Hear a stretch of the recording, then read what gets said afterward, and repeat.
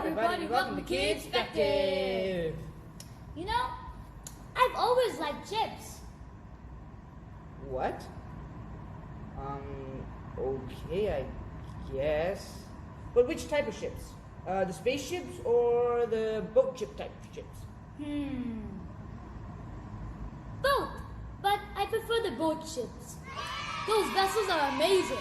You know, there are two types of vessels. The ship vessels and blood vessels.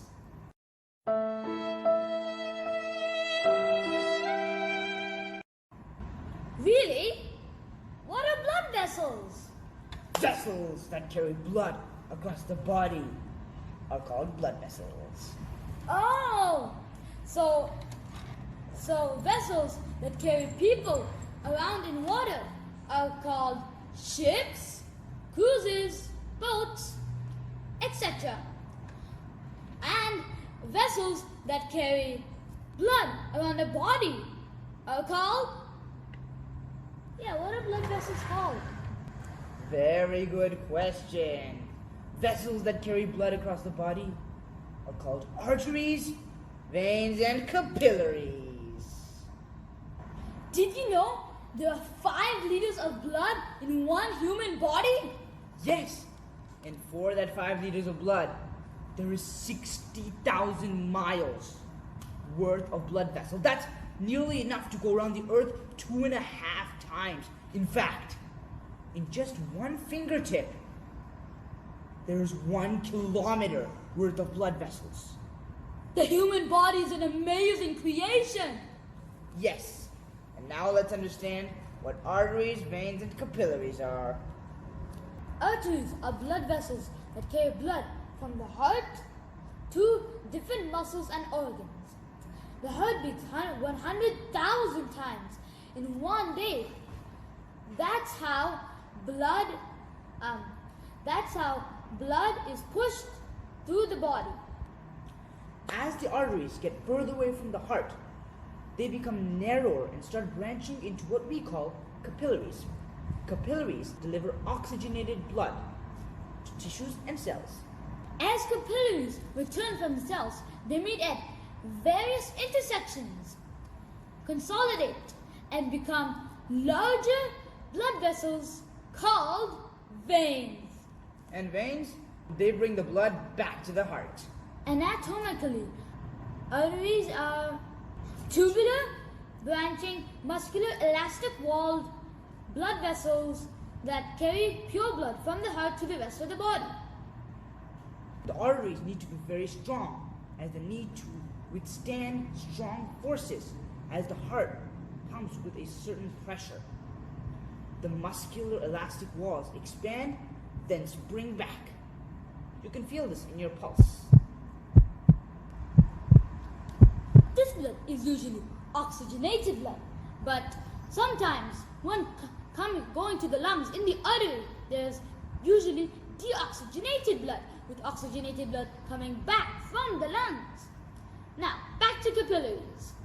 Capillaries are so tiny they can only be seen through a microscope, and they barely allow red blood cells to pass.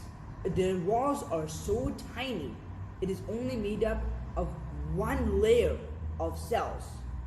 This is so the substances in the blood, for example, oxygen and sugar, can find their way to tissues and cells. The primary function of capillaries is to supply the cells with oxygen and the waste to different organs to clean them up. A vein can be defined as one of the branching vessels of tubes that run along the body to supply the heart with blood.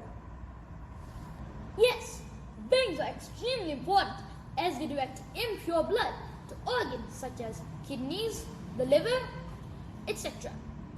These organs then take the impurities out of that blood, and the impurities then later get passed out of the body as urine, etc. Then the journey of the blood continues as it travels through the veins and back to the heart. Yes, and the walls of a vein are much thinner than the walls of an artery. Wait, is that upside down? because veins do not have to handle as much pressure as the arteries, as the initial thrust from the heart is not as forceful anymore. Yes, one key fact about the veins is that they have valves. So when blood is coming up from your feet to your heart, it doesn't just fall back down. The valves allow the blood to go upwards towards the heart. This is because when a surge of blood comes in, the valves close and do not allow the blood to go back down. Then, when the next surge of blood comes, the valves open up and let the blood through. And then they close again so it does not come down, and the cycle continues. Yes, this is how the blood can even defy gravity. But it's important to keep in mind that there could be a blockage.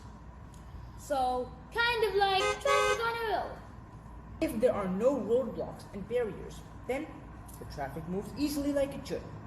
However, if there are roadblocks, traffic jams, barriers, or barricades, then the traffic will move with difficulty and it'll burn more fuel in the process. Similarly, blockages caused by anything like cholesterol, blood sugar, etc. will stop the easy flow of blood, causing serious issues like blocked arteries, etc. This in turn can lead to heart attacks and other life-threatening situations. So this is why you should eat a healthy diet and exercise regularly.